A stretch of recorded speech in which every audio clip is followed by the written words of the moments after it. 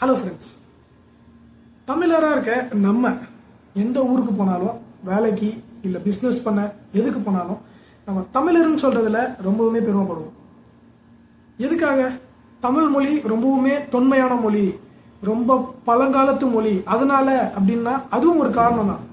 But முக்கிய காரணமா நம்ம பார்க்கறது நமக்கு முன்னாடி வாழ்ந்த நம்மளோட முன்னோர்கள் செஞ்ச பல அதிசயம் வாய்ந்த கன்ஸ்ட்ரக்ஷன்ஸ், இல்லைன்னா போர், இல்லைன்னா ஒரு நாட்டை ஆண்டது, இப்படி நிறைய எக்ஸாம்பிள் சொல்லலாம்.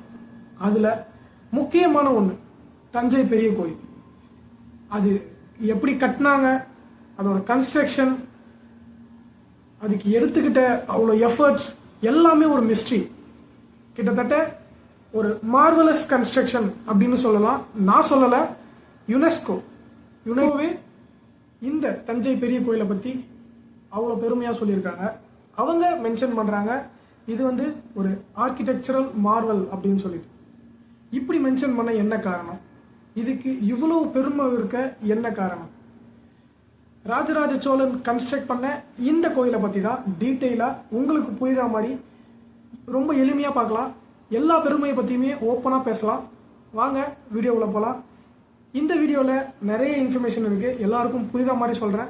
உங்க ஃப்ரெண்ட்ஸ், இப்போ புதுசா வர நம்மளோட அடுத்த ஜென்ரேஷன்ஸ், அவங்களுக்கெல்லாம் இந்த வீடியோவை போட்டு காமிங்க. அவங்களாம் இதை பத்தி தெரிஞ்சுக்கிட்டோம், தெரியாதவங்களுக்கு ஷேர் பண்ணுங்க. அவங்களும் இப்படி ஒரு பெருமைலாம் நம்ம நாட்டில் இருக்குன்னு சொல்லிட்டு புரிஞ்சுக்கிட்டோம். சரி, வாங்க வீடியோவில் போகலாம். இது உங்க நரேன்ஸ் வியூ, நான் உங்க Naren. Welcome to Naren's view.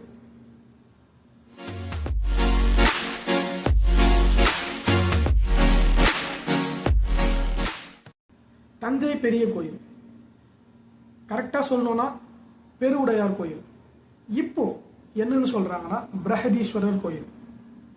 இப்படி பல பேர்ல அழைக்கப்படுற இந்த கோயிலை எப்போ கன்ஸ்ட்ரக்ட் பண்ணாங்க அப்படின்னா கிட்டத்தட்ட 1000 வருஷத்துக்கு முன்னாடி.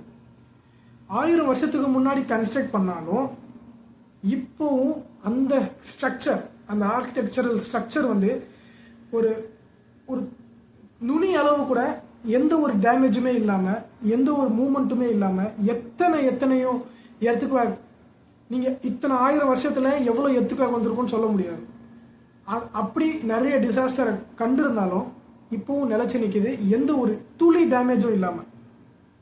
அப்படி இருக்க என்ன காரணம் அப்படின்னு பாத்தீங்கன்னா, இந்த கோயிலை கன்ஸ்ட்ரக்ட் பண்றதுக்காக ராஜராஜ சோழன் கிங், அந்த டைம்ல தமிழ்நாட்டை ஆண்ட அந்த சோழ சாம்ராஜ்யத்தோட கிங், அவர் எடுத்துக்கிட்ட காலம் பாத்தீங்கன்னா 30 வருஷம்.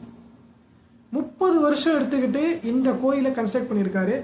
இந்த கோயிலை கன்ஸ்ட்ரக்ட் பண்ண அவர் யூஸ் பண்ண மெட்டீரியல் என்னன்னு பாத்தீங்கன்னா மொத்தமும் 100% இந்த கோயிலை கிரானைட்டால கட்டியிருக்காங்க.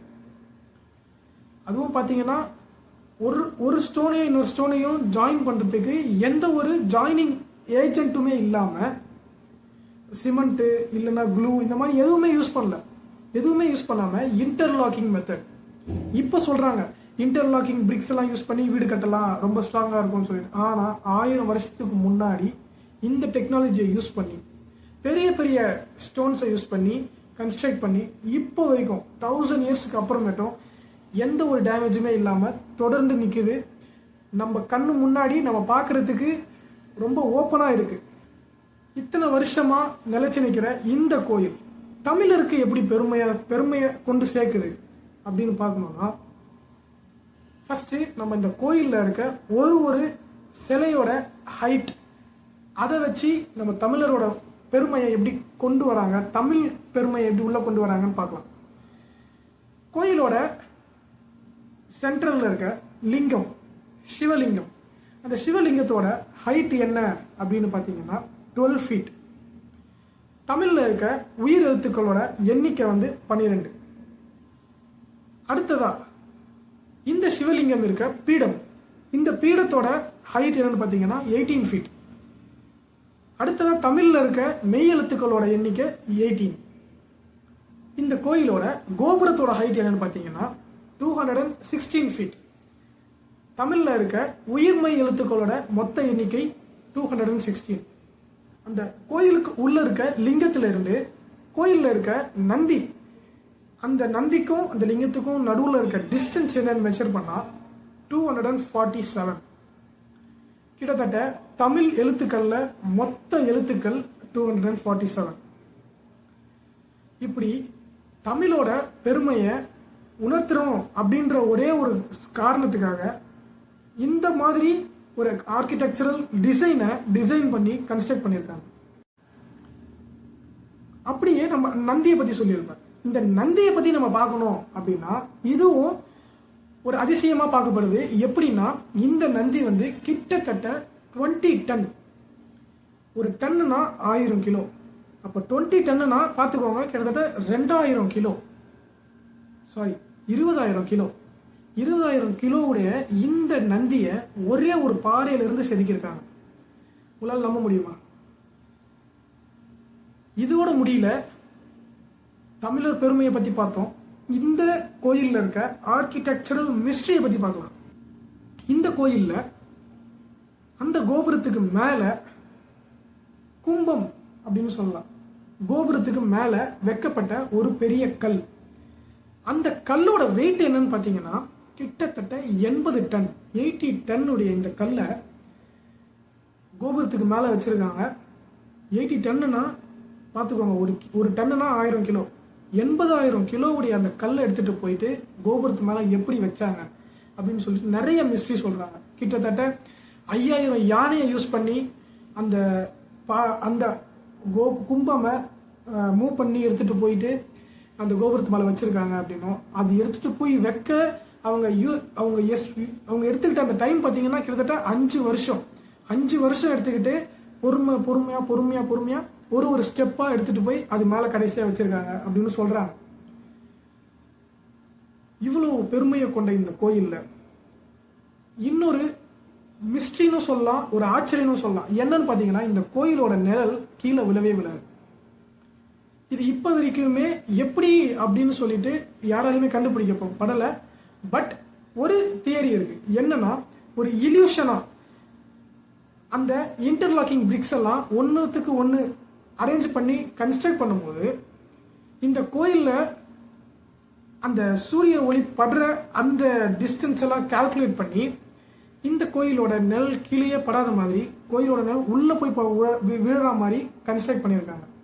இந்த மாதிரி கன்ஸ்ட்ரக்ஷன் இது வரைக்கும் யாரும் பண்ணவும் இல்லை. அது எப்படி பண்றதுன்னு இது வரைக்கும் கண்டுபிடிக்கவும் இல்லை. இல்யூஷன்லாம் யூஸ் பண்ணி கன்ஸ்ட்ரக்ஷன் பண்ணலாம் அப்படின்னு சொல்லிட்டு 1000 வருஷத்துக்கு முன்னாடியே கால்குலேட் பண்ணியிருக்காங்கன்னா அப்போ அந்த டைம்ல ராஜராஜ சோழனோட கன்ஸ்ட்ரக்ஷன் ஆர்கிடெக்சரல் ஸ்கில் எல்லாம் எப்படி இருந்திருக்கும்னு சொல்லிட்டு நம்ம யோசிக்கும் போது நம்மளுக்கே ரொம்ப பெருமையா இருக்கு, ரொம்ப ஆச்சரியமாகவும் இருக்கு. இவ்வளவு பெருமையா பேசுற இந்த ராஜராஜ சோழன் இந்த கோயிலை கன்ஸ்ட்ரக்ட் பண்ணதோட நிறுத்திட்டாரா அப்படின்னு பார்க்கணும்னா கிடையாது. இவரு எந்த அளவுக்கு ஒரு ஆட்சியை கொண்டிருந்தாரு, எந்த அளவுக்கு மற்ற நாடுகளோட ஃப்ரெண்ட்லியா இருந்தாரு, நட்போட இருந்தாரு, இவரோட ஆட்சி எந்த அளவுக்கு இருந்திருக்கு அப்படின்றதுக்கு 2 எக்ஸாம்பிள் இருக்கு. என்னன்னு பாத்தீங்கன்னா அந்த கோயில்ல இப்போவும் நீங்க போயிட்டு பாத்தீங்கன்னா சைனீஸ் டிராவலர்ஸ் இல்ல அடுத்த வேற நாட்டு ராஜாக்களோட சிலை சிற்பம்லாம் செதுக்கி அந்த கோயில்ல வச்சிருக்காங்க. அதுல இருந்தே நம்மளுக்கு புரிய வருது, வெளிநாட்டு மற்ற நாட்டு மன்னர்களோடவும் தன் நாட்டுக்கு வர மக்களோடவும், வெளிநாட்டில இருந்து தன் நாட்டுக்கு வர மக்களோடவும் எந்த அளவுக்கு ஒரு நட்போட இருந்திருக்காங்க, எந்த அளவுக்கு ஒரு ஆட்சியை நடத்தியிருக்காங்க அப்படின்னு பார்க்கும்போது அதுவும் ஒரு ஆச்சரியமா இருக்கு. ஒரு தமிழ் கிங் இந்த அளவுக்கு இருந்திருக்காரு அப்படின்றதுக்கு. அது மட்டும் இல்ல, இவர் ஆட்சி நடத்துறதுல கவனம் செலுத்துறது மட்டும் இல்லாம அந்த ஆட்சி நடத்தணும்னா முக்கியம் மக்கள். அந்த நாட்டு மக்கள் மேல இவர் கொண்ட பாசம் எந்த அளவுக்கு இருக்கு அப்படின்னா இந்த கோயிலை கட்டுறதுக்கு 30 வருஷம் எடுத்துக்கிட்டாரு. இந்த 30 வருஷத்துல எவ்வளவு பேர் வயசானவங்க நிறைய பேர் ஒர்க் பண்ணியிருப்பாங்க, அதுக்கப்புறம் இறந்துருப்பாங்க. 30 வருஷம் ஒர்க்கர்ஸ் மாறி மாறி மாறி மாறி ஒர்க் பண்ணிட்டே இருந்திருப்பாங்க. நிறைய பேர் ஒர்க் பண்ணியிருப்பாங்க. 30 வருஷத்துல ஒரு கன்ஸ்ட்ரக்ஷன் பிசினஸ்ல இப்போ நம்ம கன்ஸ்ட்ரக்ட் பண்றோம்னா எவ்வளவு பேர் ஒர்க் பண்ணுவாங்க உங்களுக்கே தெரியும். நீங்க யோசிச்சு பார்த்தா அந்த டைம்ல எந்த ஒரு ஹெல்ப்புமே இல்லாம ஒரு கன்ஸ்ட்ரக்ஷன் பண்ணும்போது, எந்த ஒரு அட்வான்ஸ் டெக்னாலஜி இல்லாம கன்ஸ்ட்ரக்ஷன் பண்ணும்போது எவ்வளவு பேர் யூஸ் பண்ணியிருப்பாங்க. ஆனா அவ்வளவு பேரை யூஸ் பண்ணியும் ஒருத்தரை கூட மிஸ் பண்ணாம எல்லாரோட பேரையுமே அந்த கோயிலோட கற்கள்ல செதுக்கியிருக்காரு. பேரு ஒருத்தரோட பேரையுமே செதுக்கியிருக்காரு. யாரையுமே மிஸ் பண்ணல. எக்ஸாம்பிளுக்கு சொல்லணும்னா, ஒருத்தவங்க வேலை செய்யறாங்கன்னா அவங்களுக்கு தண்ணி எடுத்துட்டு போய் கொடுப்பாங்கல்ல உதவியாளர்கள், அவங்களோட நேம கூட மிஸ் பண்ணாம அந்த கற்கள்ல பொதிச்சிருக்காரு. அப்படின்னா அவரோட அந்த ரூல் எந்த அளவுக்கு மக்களை ஆட்சி பண்ணியிருக்காரு அப்படின்னு பார்க்குறோம். அதுலயே நம்மளுக்கு தெரிய வருது அவரோட பெருமை எந்த அளவுக்கு இருக்கு அப்படின்னு. இதோட இந்த கோயிலோட பெருமை முடியுதா அப்படின்னு கேட்டீங்கன்னா கிடையாது. இன்னும் நிறைய இருக்கு. இதோட மதில் சுவர்களை பத்தி சொல்லலாம். இதுக்கு கீழே யூஸ் பண்ண பேஸ்மெண்ட்டை பத்தி பேசலாம். 5 அடுக்கு பேஸ்மெண்ட்னு சொல்லிட்டு யூஸ் பண்ணியிருக்காங்க. கிட்டத்தட்ட 13 லெவல் கன்ஸ்ட்ரக்ஷன் இருக்கு அப்படின்னு சொல்றாங்க. இந்த மாதிரி நிறைய மித் இருக்கு. இதை பத்தி நிறைய கன்ஸ்ட்ரக்ஷன் மிஸ்ட்ரி இருக்கு. இதை பத்தி யாராலையுமே கண்டுபிடிக்க முடியாத மிஸ்ட்ரிஸ் நிறைய இருக்கு. இப்படி என்னதான் இவ்வளவு மிஸ்ட்ரிஸ் இருந்தாலும் இதை பத்தி நம்ம பேசணும்னா பேசிக்கிட்டே இருக்கலாம். அப்படி இவ்வளோ மிஸ்ட்ரிஸை கொண்ட இந்த கோயிலை பத்தி கொஞ்சமாச்சு இதை பத்தி நீங்க தெரிஞ்சிருப்பீங்க. இந்த வீடியோவால உங்களுக்கு தெரிய வந்திருக்கும்னு நம்புறேன்.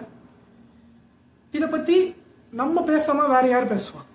நம்ம தமிழோட பெருமையை, நம்ம தமிழர்களோட பெருமையை, தமிழ் மன்னனோட பெருமையை நம்ம பேசலைன்னா வேற யாரும் பேச மாட்டாங்க. நம்ம தான் மற்றவங்களுக்கு எடுத்து சொல்லணும். நம்மளோட பெருமையை நம்ம தான் பரப்பணும். ஸோ இந்த வீடியோவை எல்லாருக்கும் ஷேர் பண்ணுங்க. உங்களுக்கு கண்டிப்பா பிடிச்சிருக்கும்னு நினைக்கிறேன். பட் இதுல ஏதாச்சும் பிடிக்காம இருந்ததுன்னா அதை கமெண்ட்ல சொல்லுங்க. நான் சேஞ்ச் பண்ணிட்டு ராஜராஜ சோழனை பத்தி ஒரு வீடியோ கண்டிப்பா பார்க்கலாம். அதுல இன்னும் பெஸ்டா கொடுக்க நான் ட்ரை பண்றேன். ஸோ இன்னொரு வீடியோவில் உங்களை நெக்ஸ்ட் டைம் சந்திக்கிறேன். அது வரைக்கும் குட் பை ஃப்ரம் நரேன்.